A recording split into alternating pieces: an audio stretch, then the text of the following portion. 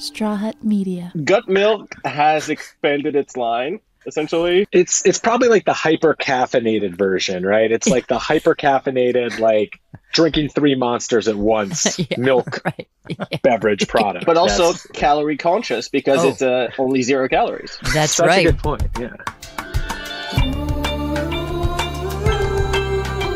Who are we? We're a couple of true crime aficionados, kind of like Charles, Oliver, and Mabel, the 3 main characters in the Hulu original show Only Murders in the Building, now in season 2. And we're here making a podcast about a show where the characters make their own podcast about a murder. I'm your host, Elizabeth Keener. It's just me today, but don't worry, you'll still hear KK Yay in our interviews and at the end for the Whodunit Summit. Why are we here? To solve a murder and to try to figure out who the killer is before all is revealed in the season finale. We may not be in the Arconia ourselves, but we'll get some inside information from members of the cast and crew and clues to help us piece it all together. Today we'll be talking to the writers of episode 7, Stephen Markley and Ben Phillipe, plus Da'Vine Joy Randloph, who plays Detective Williams, and James Caverly, who plays Theo Dimas. We'll hear more from showrunner and co-creator John Hoffman. We'll discover what Stephen Markley and James Caverly have in common in relation to Coney Island, the joys of the chorus line fart technique, and 2 very interesting clues. As of now, we've seen the first 7 episodes, so listeners beware, we're going to give a quick recap. If you haven't watched, hit the pause button, stream episode 7 now, and come right back so we don't spoil anything for you. Episode 7. Mabel wakes up in Theo's apartment with no memory of stabbing Glitter Guy on the subway. Theo shows her the video and tells her how she ended up with him. We also flash back to her childhood and her relationship with her father. They did a lot of puzzles together. Every Sunday we'd sit around in our pajamas and do a puzzle together. Mabel's bag was stolen with the matchbook inside, and Theo saw Glitter Guy drop a security badge for Coney Island. So they decide to go to Coney Island to try to figure out who she stabbed and get the evidence back. Detective Williams shows up at Charles's apartment. She brought her new baby. Aren't you supposed to be in Denver? Were you aware of her violent past? Because we heard you were in Denver on maternity leave. God. Charles and Oliver decide to hand over the bloody knife, hoping that it will prove Mabel's innocence. In Coney Island, Mabel and Theo find the staff files and take them, hoping Glitter Guy's identity is inside. They do some bonding. Then Mabel runs into Glitter Guy in the locker room. She manages to escape and steals Glitter Guy's backpack. It has a weird chicken head on it. We learn that Mabel's dad died of stomach cancer when she was 7, and it's the first time she lost a memory. I have to flip the pieces now. All of them. The trio meets up at the Pickle Diner. In the backpack, Mabel found a photo of Charles and Lucy. Charles calls Lucy and she's at his apartment. The power goes out. It's a blackout, and Lucy might be in danger. Listen, you need Lucy? Lucy! But maybe the call dropped. Oh, I know this.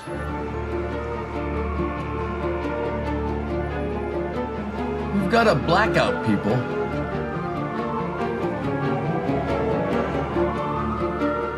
So, guys, how has this season been different from last season, and has anything surprised you so far this season? No, I think for a large part it was the same amount of fun and chaos and delight, and we just juggle a lot of balls and hope we catch them all. I think that's kind of the writer's credo in Only Murders in the Building. That's Stephen Markley. He co-wrote this episode with Ben Phillipe. Here's Ben. I think one big difference for us this season is that because the trio is being framed for the murder, the stakes are so much higher. And I think when we were writing the end of season 1, it was all about like, oh, these would be a really cool moment to end on. It's the death of Bunny and our gang are on the roof. And there are so many little threads that we're setting out there. And this season, it was the job of, oh, crap, we have to answer those questions. And that's sort of like, we hadn't planned that far. Mabel narrates the opening of this episode. We learn more about her relationship with her father and about the puzzles they did together. How long do you think it'll take us this time? 1,000 years. Well, your mom comes to get you at 3, so we're gonna have to do better than that. I'm kidding. This one's easy. Oh yeah? Well, what if we do without the box? No pictures to help us. Still easy. What if we do it upside down then? Just the shapes. You think you can do it? I have an uncle who loves elaborate puzzles, but he doesn't really care about the image. He finds the actual visual distracting. So he just flips everything backwards and he just focuses on putting like the shapes together. And then afterwards, he just turns it around. And so he finally sees the picture clearly in the end, which that's sort of what ended up being our approach to Mabel. Like, you're not going to get all the pieces of this person's life in a linear fashion. So, you know, you're going to get Oscar and then you're going to get Zoe and her dad, and I believe she has an aunt somewhere. Who knows? Pieces, but it's all going to happen out of sync, and that kind of feels natural. And the puzzles she did with her dad, they're kind of her superpower when it comes to her role among our trio. Oliver has his ability to read people and know when they're being sincere. Charles has his years of being a TV detective. They all do have skills that both have helped them frame their lives in certain ways. Here's showrunner and co-creator John Hoffman. Oliver has this skill he knows and trusts in that has framed his understanding of who he is in the world and what his life looks like. And then it gets upended potentially for him. And it's like, wait a minute, my whole world has to get shaken up here. And in episode 7, Mabel certainly has a skill with puzzling things together and creating the picture, and she's proud of that. But it also holds what is she doing when she's puzzling? What is she not looking at? And what can't she look at? And what's being blocked out for her? And that's what we're exploring in episode 7. A young woman with her history has had to navigate that in a way that is self-protective. And you have to flip those pieces over and look at the full picture sometimes. And please let my brain open up in some way that allows me to put this puzzle thing together that I'm terrified to look at, and know the truth. And the emotional part of her is scared and shut down because she's in self-protection mode. And the puzzle itself is the brain side of her that's able to sort of like focus on the thing that she's able to do. So that's what we're sort of exploring in that episode and around Mabel. And Charles has a whole history that he's exploring through season 2 with his father, with the mysteries around that and him, and how that relates to how he sees himself in the world and how he's felt about himself. And we may be heading towards something that gives him new reframing opportunity coming up. So there's more to learn about Charles this season. I wonder what he's hinting at there. Maybe his superpower isn't being a fake detective. We may not know everything about Charles, but after this episode, we know a lot more about Mabel, and we learn the origin of her problems with memory. They said he had to move out for work. 6 months later, he was dead. Stomach cancer. I knew something wasn't right, but I was happy to play along. I didn't know how to cope with him dying, so I didn't.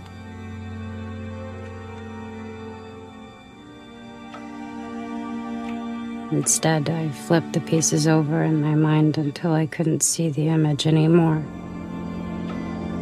Just like he'd shown me. That was when I lost my first memory. Here's writers Stephen Markley and Ben Phillipe again. I think we envisioned it as, you know, Mabel looking back to this very impressionable moment when she was super young, and that original person she lost that hurt so badly, by unpacking that, by looking right at it, and by being with it, allows her to clear the fog of her memory, right? Like, allows her to gain insight that she had blocked out previously. Yeah, it did a few things for us in that it by filling the memory of her father, that sort of first thing she blocked out due to the pain of losing him, she's able to sort of confront the memory of Bunny's actual stabbing. And it was always a question that of, is Mabel capable of doing this? And I think we know, given that she's our lead character, that she probably didn't stab Bunny. That's probably not going to be the reveal of the season. But we've established her as a character who is capable of violence, who is holding something back. And for her to sort of confront that moment alone, away from Charles and Oliver, felt right. And also, I think after the whole Alice journey, last episode. There's something about Mabel that comes through here in that she really values the truth, like honesty and people being upfront. And I think that's what sort of instructs her need to podcast. She values people not lying to her, and not to psychoanalyze a fictional character we wrote in a room full of people, but I think that goes back to her trauma with her dad, that people lied to her, and she was robbed of like the clarity of that moment all the way back in her childhood. This episode was kind of the fulcrum of that exploration of memory. It's Mabel's had these blockages about that incident, and how those blockages sort of inform or are informed by what else has gone on in her life, right? We're constantly rediscovering information and viewing these events by, through different lenses. And you're getting different pieces of this mystery as these last few episodes begin to, roll out. And I think it lets Mabel move towards, because it's been a rough season for Mabel. Like, we're aware that that young woman has a lot of trauma and a lot of cadavers that she's dragging behind her. But I think being able to sort of work through her memories, work through her trauma, she's able to come out of it for the last third of the season with a new fortitude, a new verve to just solve this dang case, like uncover who has been playing with them for so long. And we really wanted to give her that energy moving forward, that it's not just going to be a full season of Mabel just like sad and repressing memories and getting betrayed by people in her immediate surrounding. We wanted to create a clear sort of launching point for her. You have to pile on the misery to the character for as long as you can, and then give them something to fight against. Yeah, like in life. It's in life. Yeah, what you aim for is a fugue state on the subway that people film and where somebody ends up bleeding. Here's John Hoffman on Mabel's bad luck. It's interesting. I think that's the way of the world. Sometimes you have to put yourself out there and trust, and sometimes people make terrible choices, and you do sometimes, but sometimes other people do as well. And people's intentions get very messed up, I think, in early stages in relationships, and what some would consider trying to be helpful may not be, and it actually could be even a darker thing than that. And that's where Mabel keeps finding herself. But I think she has to genuinely acknowledge like where she is at as well. And that's what happens off of episode 6 into episode 7.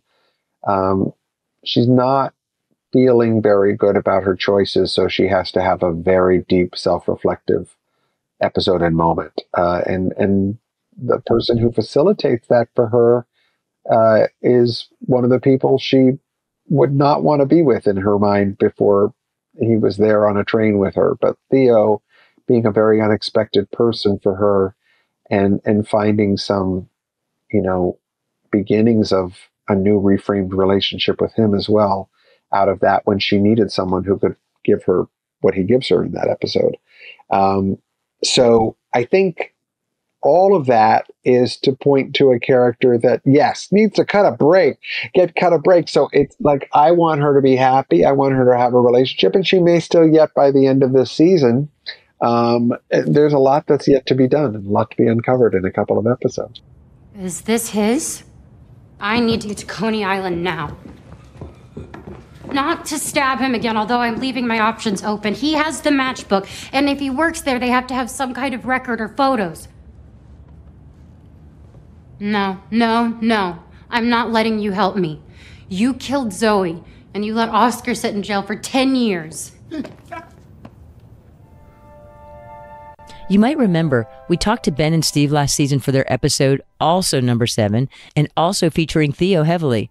So we were wondering, was that a coincidence or was it intentional? I think we were kind of angling to get Theo back in some manner. And at some point, I think it was Ben's idea, let's put Mabel and Theo together for an episode. Let's get them, interacting, these two characters who have so profoundly affected each other's lives. Yeah, one of the great joys of the Arconia and this world is that there are so many side characters that you could buy yourself spending more time with.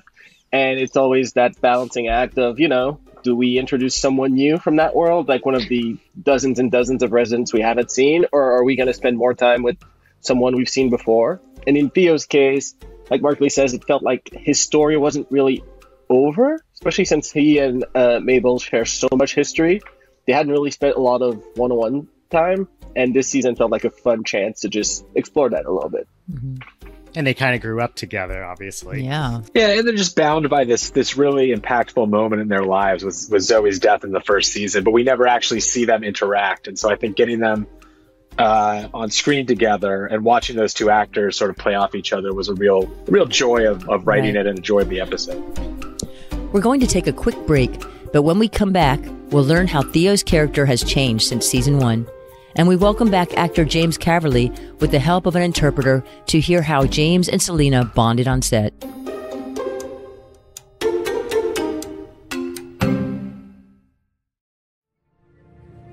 Was it Glitter Guy? The person on the train? Glitter Guy, did he have glitter on him? Is that ASL for glitter? That was kind of fun. In season 1, Theo's lip reading is almost like a superpower. And in this season, Theo and Mabel are communicating in a more realistic way where they're not quite understanding each other.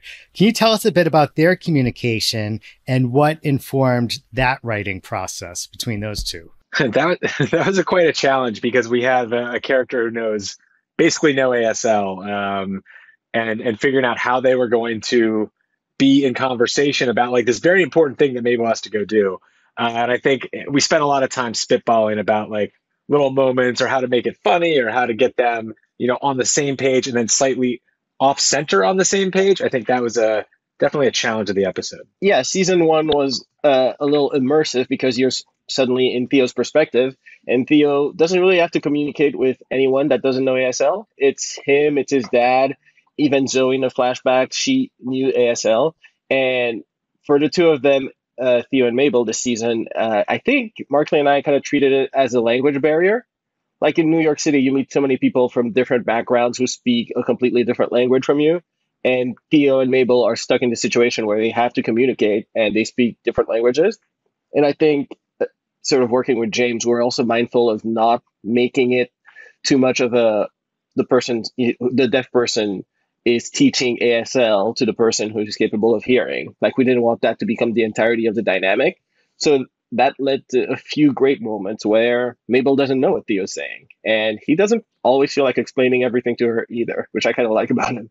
Ben and I spent a lot of time talking about this key moment when each of the characters is sort of confessing something to the other, but they actually don't. It's just this moment where they can unburden themselves without the fear of actually the other person hearing it. And I think that was one of the cruxes of the episode that we were like constantly writing around, trying to figure out and trying to make work. And I think it came off really nicely.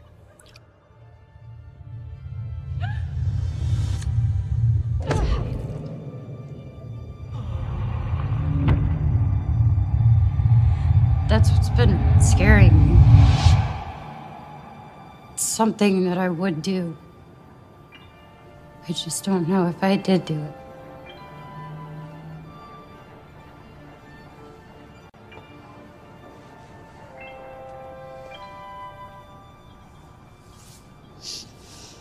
Maybe it's better that way. In the beginning of the episode, Theo hands Mabel a card that says he can lip read, but only gets a third of what's said.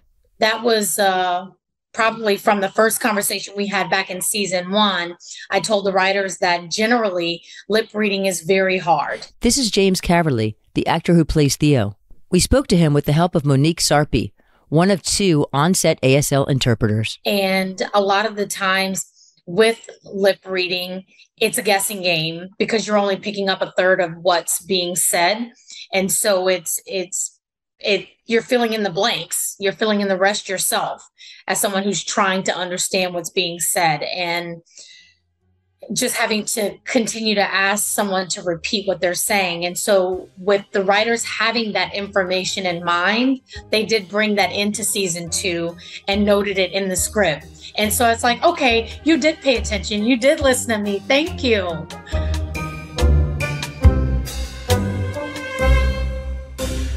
So we noticed a little Easter egg when Theo was explaining what happened on the train. He writes, "You were in shock, so I took you to my place, like a creep." Curious who wrote that.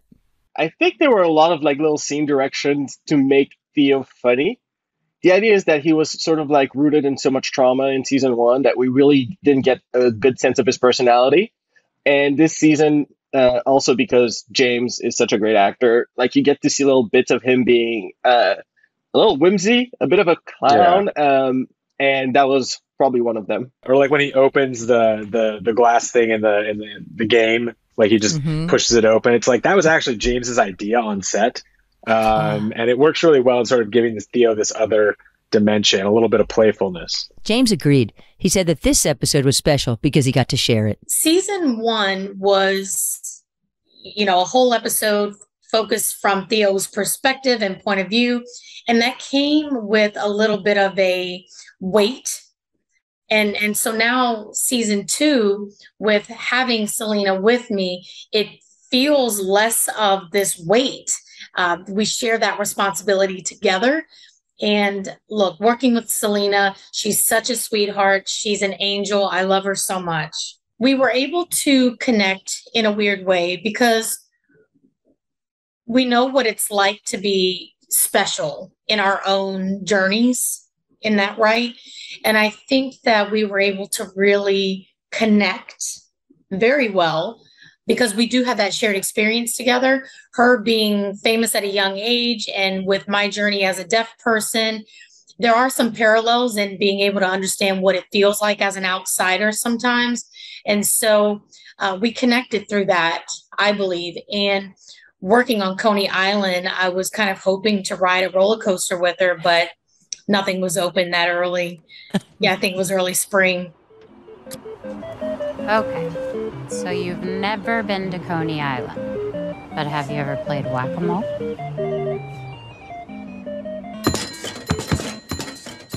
I mean, I did that one specific part so many times, over and over to the point where my arm was sore the next day with doing that part. It's like, gosh, I got to stretch this thing out.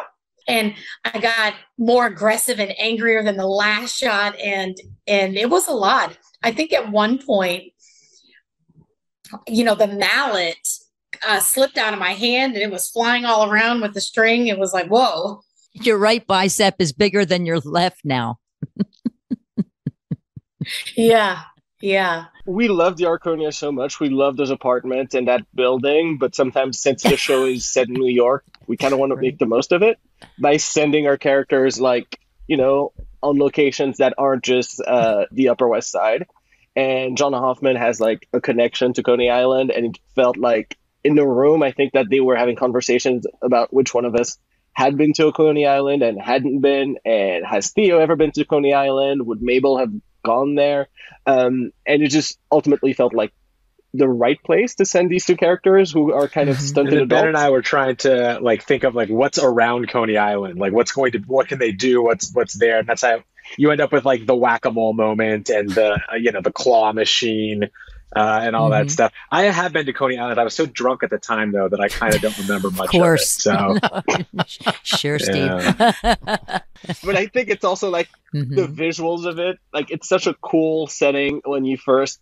Markley was on set for the episode a lot more than me, but just when you see a closed off amusement park in the middle of the day, everything about that felt a little disconnected. It's not quite, a Ferris wheel filled with people laughing and sharing ice cream cones. It's closed off for the season. They're in there looking for clues. So it has both that aspect of being, yay, amusement park, but also a little sinister and off kilter.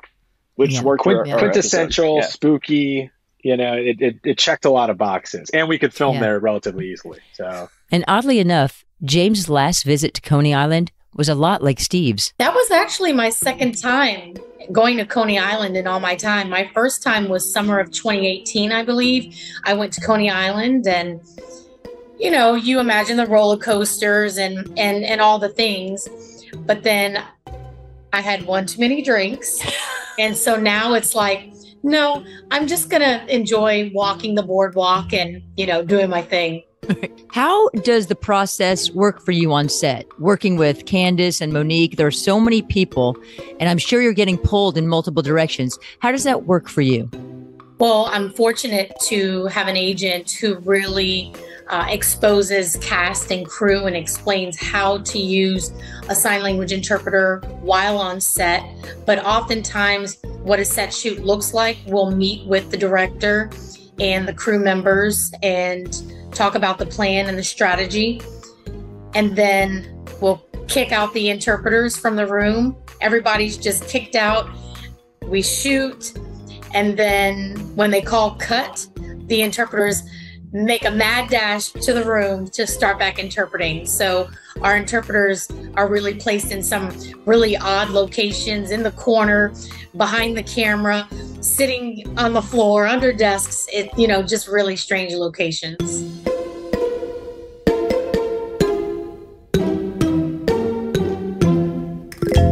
While Mabel and Theo are tracking down Glitter Guy at Coney Island, Charles and Oliver are back at the Arconia with Detective Williams. While Mabel and Theo are out on this journey, you have to put Steve Martin and Martin Short on ice for the episode almost. You have to you're keeping them contained. But if you have to keep two performers contained, what two better performers than those two? And, it's like those two are so funny and charming. It's like I could watch them argue over just about anything on the planet. Right. Luckily, you have a plot point you need to take care of. So getting Williams the knife was, good way to let them roll. The season sort of hits a point at which they kind of have to consider what Mabel needs to them, especially since we're doing the storyline with Mabel and her father. Like, these two men sort of have to wonder, this isn't our daughter. This is our friend, ? Although she can be very rude. It's our neighbor, and she might have stabbed someone. So I think we wanted to sort of have them in a position to just have that conversation, even though it's happening, in the bathroom with a stained murder weapon between them, to just sort of consider how in are they. Yeah, Ben, I think you brought this point up when we were doing the episode. How long have they actually known each other, the three of them at this point? It's like the real time of it is only, a matter of a few weeks or a month or something. I forget what the exact numbers are. I don't remember. I'm sure the Reddit people know down to the number of minutes. Down to the nanoseconds. But it hasn't been years. No, we're just joking. We love you, Reddit people. We love you. Oh, yeah. Reddit, help us out with the timeline. Have any of you figured that out? Let us know. And speaking of timing, Detective Williams' wife had the baby. She was on leave, but the case pulled her back. Because we heard you were in Denver on maternity leave. God damn it, would y'all focus? Yes. I was on a trip as of last night, and I cut the shit short because there's something that's been bothering me. It's been keeping me up at night. Let me guess, it was your baby? No, it was you, dipshit. I can't stop thinking about this damn case and how you clearly know things that you're not sharing. I feel like I took this maternity leave. I didn't even need it. And then I find out very pertinent information. I got to go seek it out. This is Da'Vine Joy Randloph. She plays Detective Williams. Can you imagine me in Denver? It's very problematic. I'm itching. I'm a New Yorker, born and bred, and I'm in Denver. No. Why do you think Detective Williams wants to help that trio? Because she seems like she doesn't like them. She likes them, but she just won't tell them that she likes them. She'll never see it. But I feel like we kind of gave it to them when she was like, I'll look out for your kid, that kind of thing. I thought because I was like, John, do we want to say all of that? And he was like, no, we could give him a little crumb. And I was like, okay. But no, I think, sadly enough, I think they're better at the job than my coworkers. So in a way, I think I truly, truly love my job. And so I think, as unorthodox as it is, I think I've come to the fact of realizing I can't stop it. Do you know what I mean? They're going to keep going. So it's kind of like, join them, but I don't think I will ever actually tell them that, because I think they would run wild with it. So I kind of entertain them, but for sure, any pertinent information, I'm taking it. You know what I mean? Yeah. And I think I'm very tactful and specific as to what I do say to them. If I say to them, then it's like I know it's gonna be on the 9 o'clock news in a couple of hours. Right. You know what I mean? Nothing where I can actually like get caught with, but definitely they're helping me for sure. And I think there's a certain level as a cop and a detective, certain areas and people you're not going to be able to get to just because of the badge, and that freaks people out and people are guarded. So in a way, having that civilian intel is extremely helpful. I'm just never going to tell. And it's helpful for our trio to have someone on the police to turn to for guidance. They had wanted to share the matchbook with Detective Williams, so it makes sense that they would hand over the bloody knife. This is so crazy. Look what we just found behind the ceiling. toilet. Behind the toilet. Okay, I love cringe comedy, but this is painful to watch.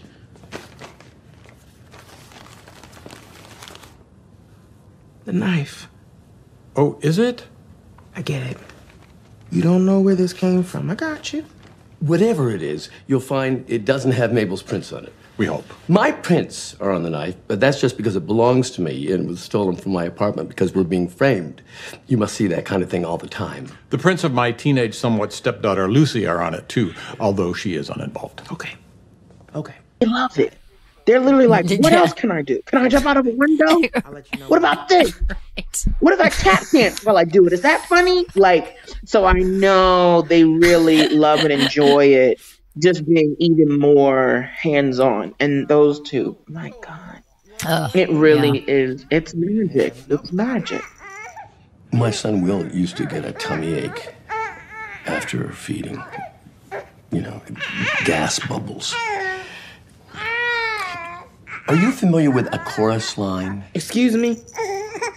Here, let me just trust me on this. We put this down. This is the stage. And here, give them to me. What? Just trust me. Trust me. Oh, what I'm doing. Oh, no. Oh, no. Oh, no. Look at this. Boom, boom, boom. One. Singular sensation. Every little step he takes. Da da da da da da da da. One smile, and suddenly nobody else will do. Ooh. Neither writer of this episode is a father, so neither have had to deal with a gassy baby. Here's Steve. But I had just like gotten on the Google and said like, hey, what do you do with an unruly baby? And like what, like, so that like came up, like, you know, you put their legs back and maybe they have gas, et cetera, et cetera. And then someone came in after us and added the chorus line number, which is just so, you know, so quintessentially Oliver that I think it worked quite well. We maybe did 6, 7 takes, and we were like, we got it. We got it. Well, let me try it again. Let me try it again. Let's make sure it's perfect. And we were like, so I literally, in between takes, I was like, so when's the last time you've been in a musical? Too long, darling. Too long. It's also like a wonderful little thing that, oh, of course, Detective Williams knows just a little bit of Broadway. That makes perfect sense. Do I really have to mention he's the one? Like I don't fucking know chorus line. That's hilarious. So how many times did you do that scene where you belted out the song for a chorus line? We did it in a variety of ways because we didn't know how much or how little of it that we wanted to do. One point I did like the whole chorus of it. I did the whole verse in the chorus. And then when we went to ADR, he was like, just sing the last 2 lines. I was like, okay, no problem. Great. No, we definitely did different versions of it. But yeah, we did it quite a couple of times. Martin was so sweet. He was like, let's do more. And you're like, no, Martin. We're going to take another quick break, and then what's next for Theo?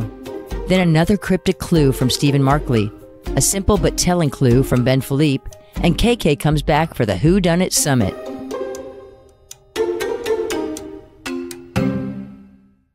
By the end of the episode, after a day with Mabel, Theo decides to call his father back. He had been ignoring all the calls that had been coming in from him. What does Theo learn from Mabel that made him more willing to accept his father coming back into his life? I think Theo really loves his father. Like, no matter the grotesque crimes that Teddy has committed and the trauma that Theo's had to carry, he's carrying both of these things: his love for his father and his hatred for his father. And seeing Mabel and helping her work through her own trauma sort of let him realize that if he has to make a choice in regards to Teddy, which is hang up or pick up the phone, he's gonna pick up the phone. So I think we all in the room, and myself and Markley, like the idea that this unburdened something for him too. Yeah, I can imagine from Theo's perspective, he's been sheltered from the world and just really serving his father. This is James Caverly again, speaking through his interpreter, Monique. It's really this dark crime world that he's sucked into. And once the secret is out and, he has an identity shift where it's like, okay, the business stops. What am I now? I've had this weight on me for 10 years to my knowledge. The forgiveness for that, and to forgive himself, he has to go through anger first. And there's anger. He's really against his father for sucking him into this. And it's like, what does he have now? He has nothing. He only has his dad. And, it's like that mob mentality, that loyalty. And he's really in a crux with his identity and how he feels about it. And during episode 7, what I see from Theo is that he's trying to remove the identity of murderer, of, just a crime and just being the assistant. He's trying to remove that from his identity. In episode 7, you see Theo is you see the full character arc, if you will. He's becoming different than what we've seen in season 1 of him. And in that process, we also see him become more, we see that reconnection with his father. And I thought it was very beautifully written. James's biggest question now is, what's next for Theo? So he's removing himself from this identity. And so, okay, what's next? So he's getting back to who he thinks he is, and that's fine. Does he go back to this crime world again because that's what he knows? Or does he reconnect with his father again? Is there something happening between him and Mabel that kind of takes off, launches off from here? So I'm very curious to see what's going to happen next with Theo. Season 3 is official now, in case you haven't heard. So we'll see what's in store for Theo. And Da'Vine says John Hoffman has plans for even more histories. And he had said to me, he was like, well, yeah, because if you think about it, Selena's character was the first season. He was like, Steve's was this season. And that leaves someone else right for season 3. So you put 2 and 2 together, because I'm not going to trouble. But I love that. Sounds like season 3 might be Oliver's season. We did ask Ben and Steve to give us a clue. Here's what they told us. Okay, I think I'll spoil something that happened exactly in this virtual room last year, in that Markley gave a clue that sent a lot of people chasing their tails. And isn't it time to come clean, Markley? Listen, about the fact that was gibberish? I have a better clue this year, a more on-point clue. To hear Steve's bizarre season 1 clue, listen to episode 7 of last season's podcast. We got a lot of emails with that one. Sorry, guys. Here's a real clue from Ben. I think the tagline of the season, the truth is all in how you frame it, sort of sums up the season in an interesting way. That's a good one. That's a good one. That is good. Like the frame of the painting. I'm not adding a single syllable. That was a to great that. I feel so sentence, scared though. We got it. That was a good one. Well, it's so fun working in a writer's room. We're all very weird, idiosyncratic people. We're throwing around ideas all the time. So this season, we actually did this crazy thing. We inserted number theory into the show. If you're familiar with number theory, just like having a little fun or whatever. And so there's this famous conjecture that states that every even integer greater than 2 is the sum of 2 prime numbers. So all anyone has to do is do that proof for that conjecture, and it actually points straight to who the killer is. Oh, just trying to give a good clue, Ben. Why are you so mad at me all the time? And I will say that on Markley's clue, he's not wrong. Yeah, exactly. Like looking at the season, that's I'm not gonna say anything else.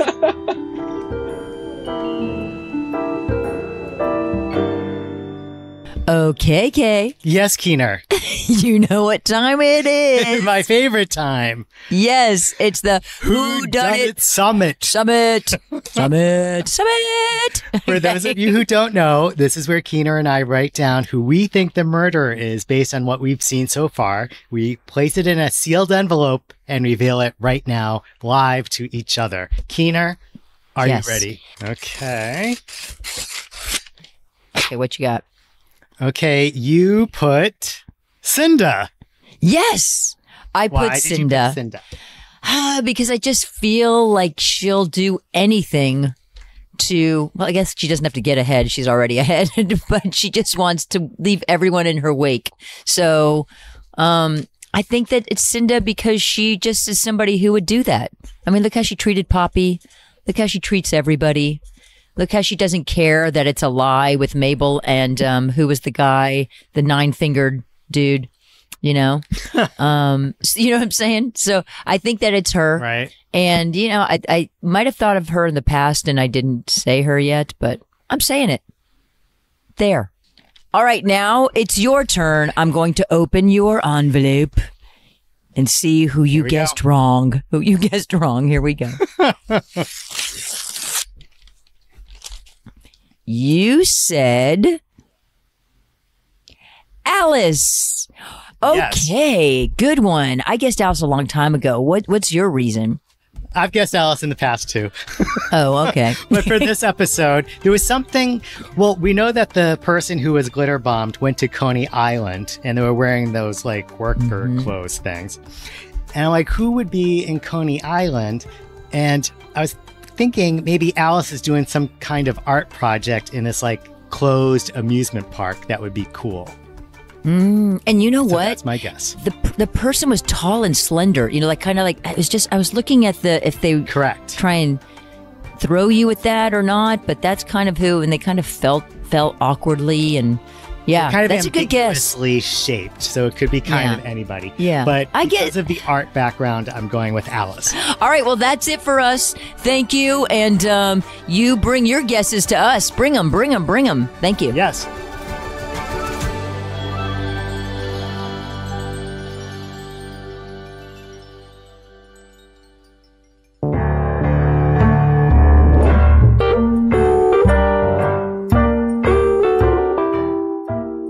Thanks for listening to Season 2, Episode 7 of Only Murders in the Pod. Our inbox is open again, so please send over your thoughts and theories to onlymurders@strawhutmedia.com.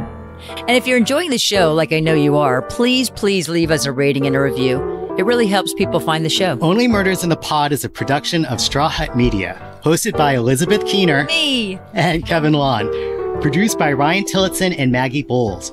Associate producer is Stephen Markley, original music by Kyle Merritt, and Only Murders theme music by Siddhartha Khosla.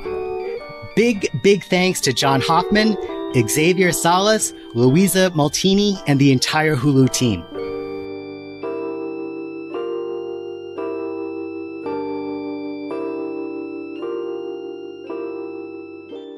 So now it's my favorite time of the podcast where we read our fan mail. Mine is from Brandon W. and he is from Canada, and he has a very interesting theory because he says that people are saying it's Poppy, but she was on the phone with Mabel at the same time the glitter guy was in the subway. So I think a lot of people who were suspecting Poppy kind of forgot that part of it. So I think that can eliminate her. So thank you very much, Brandon, for that tip. Here's Keener. Well, that was a good one, KK. I've got a great one too from Cynthia, from Virginia. Good afternoon, everyone. I am Cindy and my son, Toma. I just watched the latest episode of the show and we have so many theories of who did this and who Mabel attacked on the subway, among other things. First, Nina's husband attacked Bunny because he didn't like Nina not being the head of the board. Second, Detective Krebs was the person who was glitter bombed because he was setting the three up to see if they would take the bait after he told them to stop, and then tried to confront Mabel on the train for not staying out of it. Third, Lenora hired someone to get the painting back from Bunny, and she realized it was a fake and figured out who did it, and they are who she confronted in the diner to get it back. And fourth, Cinda's daughter may have known about the tunnels since Lily knew her from when she was young, and Cinda wanted to get back in the building, and Bunny wouldn't let her. Just a few ideas, and I loved all those ideas. Thanks, Cindy and Tomas, and I appreciate it. And I think that I do believe Detective Krebs is involved in some way. I'm just trying to figure that out because that was good. He's annoyed, or the other, or it could be the other investigator. I don't know. There's something going on there. I still have feelings towards Cinda, bad feelings. I'll tell you that right now. And Lenora, she'll be back. Something's going on with her too. We also want to give a thank you to Nikki B, Ken A, Alex C from Kentucky, Michael, and Tammy. Continue the safe driving. See you next week. Do you think Theo had a prison name? Do you think he was a big fish in prison? What would have been his name?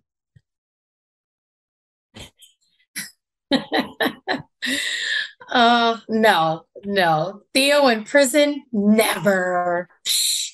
He's rolling in the dough. He's got his own chain. I'm his, father's assistant. He's not going to prison. He's staying home and he's eating the dips. I've said it so many times. Whenever they call, just because of the simplicity of the work environment and the creativity, the vibe is so good that I'm like, why would I not do it? And also, it's very fun for us because we don't know, and so we're acting in the moment, and we don't even have any clue, which is great, and I think helps keep I hope our reactions very present and in the moment because we don't know.